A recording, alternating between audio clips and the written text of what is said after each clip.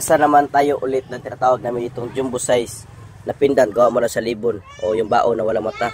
Yan po ang kanyang harapan at ang kanyang likuran. Wala po talaga yung mata. Tapos, siyempre ang formula niyan ay yung hindi kalat na formula na preserve pa namin dito sa Mindanao. Contratoros at Combatineral. Tapos, ito ating mga pangunahing sangkap, mga mutya at bertudis galing kalikasan. Yan pa lamang pong nasa mga box. Maabot na po yan ng 49 na ori. At may idagdag pa tayo dito, yan.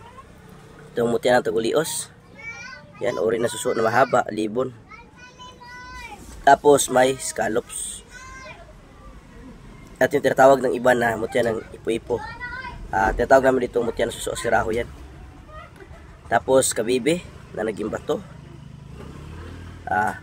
Panggoom, murtikong bibig. Ngunit ito ay yung bunga ng baging na uri. At mutya ng kuhol. Ayan. At may maya na maliit. Bali, mahigit 50 na po yan na uri ng mutya. At bertudis galing kalikasan ang ating ilalagay sa tinatawag naming jumbo size. At narito na lahat ng kanyang laman sa ating tinatawag na jumbo size. Mapapansin nyo po, punong-puno po yan ng mga mutya at bertudis galing kalikasan. Yan.